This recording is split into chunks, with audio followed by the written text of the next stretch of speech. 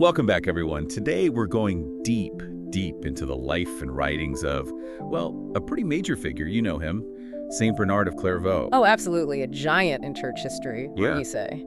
But what always gets me is how involved he was. Not just, prayers and quiet contemplation. This was a guy in the thick of it all. Politics, arguments about theology, even crusades. Exactly right. So that's exactly what we're going to do today, Unpack all that. I'm sure you've heard the highlights before, but we're going deeper. His spirituality, especially, like his Mariology, his mystical experiences, things that, well, I think will really speak to you, as a devout Catholic. Yeah, I think so too. I think a lot of people might be surprised by just how relatable he is, even though he's this towering figure from way back when. Okay, so rewind. Bernard, he starts out like born into nobility, right? But instead of, I don't know, fancy parties and all that, he goes completely the opposite direction. He chooses to become a Cistercian monk, right, at Citeaux, which was known for, well, like a seriously intense lifestyle. Yeah. What do you think it was that drew him to that kind of path? I mean, it's easy to sort of romanticize it now, right? But back then, the Cistercian order, it was all about stripping everything away. Worldly distractions, all that. To get closer to God, Imagine, trading silk robes for rough wool, feasting for the simplest meals, and instead of leisure, you've got constant prayer and work, hard work. I mean, radical choice. Yeah. Especially, coming from his background. Yeah, I see that. It's like what we might call detachment today, but like taken to the extreme, right? Giving up all those attachments we have to material things and all to make more room for God. Precisely. And that commitment, it really comes through when he founds Clairvaux Abbey, It wasn't just, okay, here's another monastery. It was a statement. Yeah. About his devotion, no holding back. And it became like a model for monastic life, influenced all of Europe, really. Wow. Yeah, that's a huge impact. And it's not just about, the monastic lifestyle itself. Think about Europe back then, 12th century. Turmoil, power struggles, you name it. And then, boom, papal schism. You've got two guys both saying, nope, I'm the Pope, the real one. What a mess. It was. And who steps in to sort it all out? Bernard, of course. Wow. He was firmly on the side of Pope Innocent II. And, he used all his influence, convincing powerful people, kings, like King Louis VI of France, to back Innocent.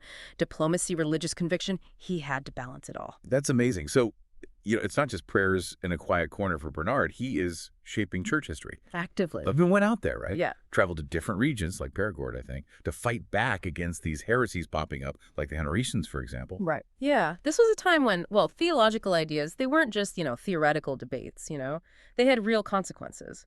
Bernard, he saw these heresies as dangerous, seriously dangerous to the soul of the church. And he went right at them, head on, fearlessly defended what he believed. Wow. Speaking of theological, debates, Bernard had his famous clash with another big name, Peter Abelard, right? Who had some pretty, let's say, controversial ideas about, the Trinity, Christ's redemption. What was the core of their disagreement? Okay, so simply put, Bernard saw Abelard's approach as, too intellectual maybe, too much logic, reason, and not enough faith and tradition, Abelard's teachings, especially on the atonement, it seemed to Bernard that he was downplaying the mystery, the sheer magnitude of Christ's sacrifice. So it was more than just a difference of opinion, huh? It was a disagreement about how we understand, God and salvation. Exactly. And this whole clash, it came to a head at the Council of Sens, where, a lot of it was Bernard's doing. Abelard's teachings were condemned. Shows you Bernard wasn't afraid to, really stand up for his beliefs, even against someone as, as prominent as Abelard. It's fascinating how these tensions, reason and faith, how they should work together. It was already there, back then. But it wasn't just these theological battles for Bernard, right? I mean, when you read his personal writings, you see a different side, a man deeply in love with Christ, someone who, had these intense mystical experiences. Oh, absolutely. And that's something I think, we can all connect with, right? That desire for a deeper connection with God. And in his letters, his treatises, especially on loving God, it's just this passionate yearning, for union with Christ, love that goes way beyond just, words or rituals. It's personal, almost tangible, And what really got to me? When he talks about these stages of love for God, he breaks it down like steps. How's he do that? Well, he talks about it as a progression. It starts with finding joy in God's creation. I mean, think about it. We've all felt that, right? That awe when you look at a sunset, the stars, all that. It's like you're seeing a reflection of God's majesty right there, in the world around us. That's, yeah, beautifully put. Yeah.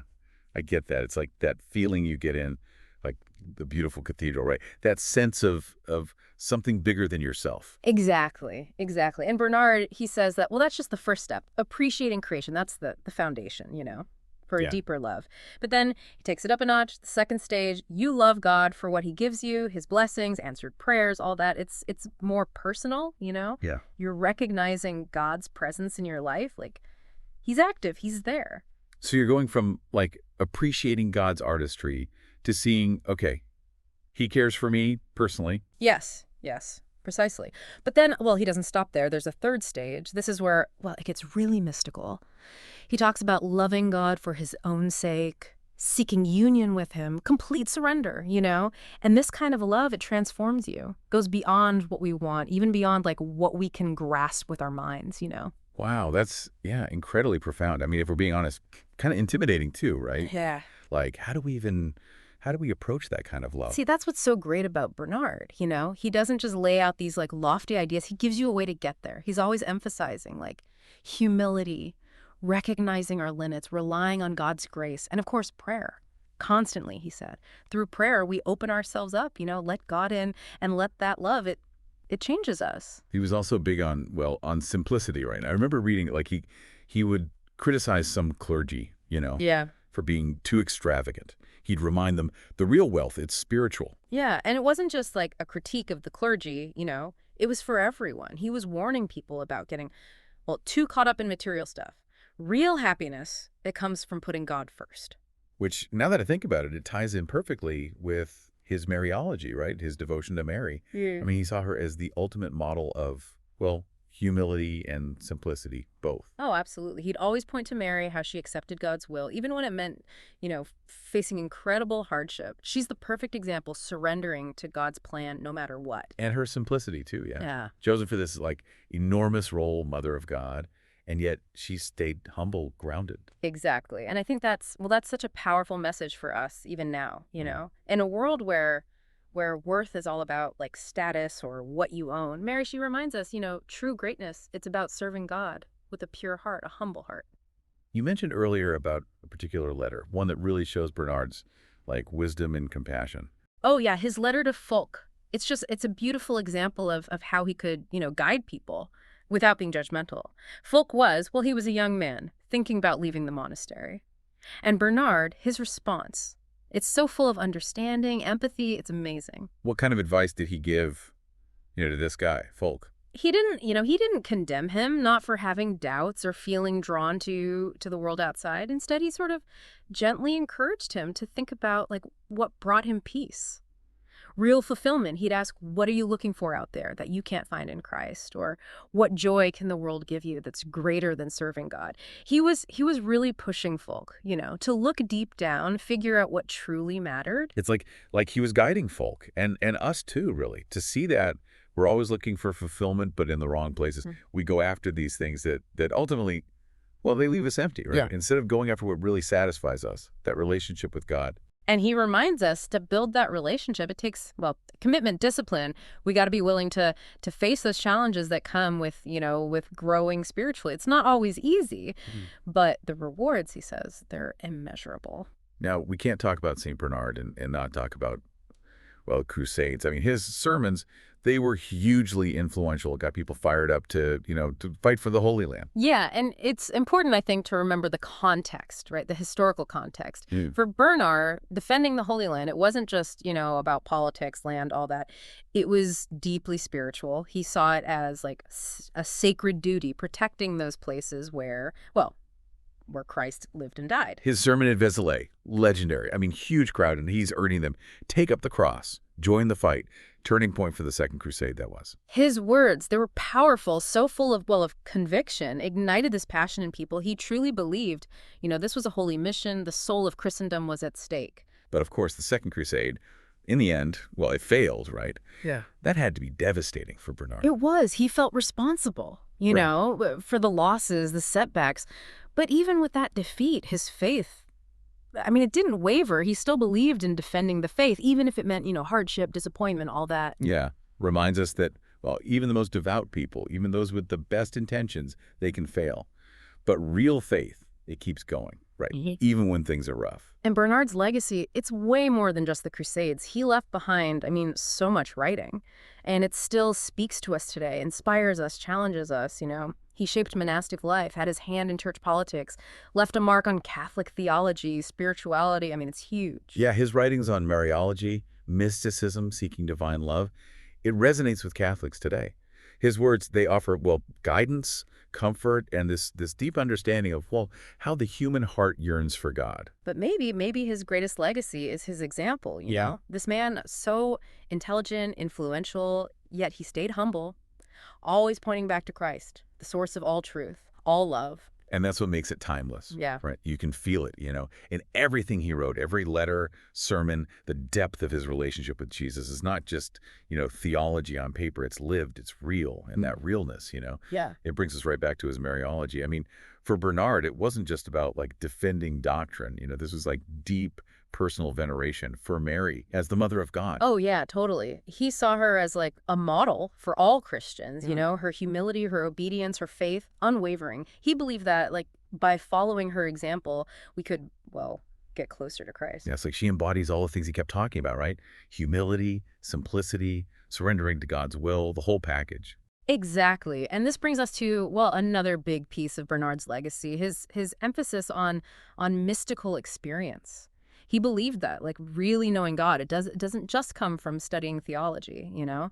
It comes from direct encounters, personally, with the divine. And for him, these mystical experiences, they weren't just for like monks tucked away in monasteries, right? He believed any Christian, no matter who they were, what they did, could have these like, you know, transformative encounters with God. Absolutely, yeah. He encouraged everyone cultivate a life of prayer, contemplation, devotion. Those practices, he said, they open us up to God's presence right there in our lives. So it's not about escaping the world, but like changing how we experience it, right? Yeah. Seeing God in everything. He saw a mystical experience as, well, as a source of profound change, you know? Not running from the world, but living in it, but not being of it. A life that's full of God's love, God's grace. I think that, I mean, that's a beautiful way to sum up St. Bernard's message, really. His life, his writing, it's all a powerful reminder. Faith, it's not just, you know, dogma, rituals, all that. It's about that personal relationship with Christ.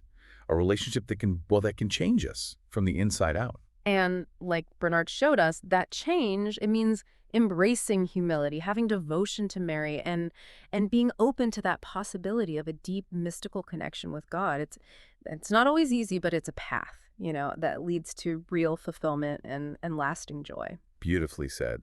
So as we wrap up our deep dive, you know, into the world of St. Bernard, I want to leave you with this. Take some time, explore his writings, his letters, sermons, his treatise on loving God. Let his words, well, let them guide you. See how his insights can, you know, shed light on your own spiritual journey. Until next time, may the peace of Christ be with you all.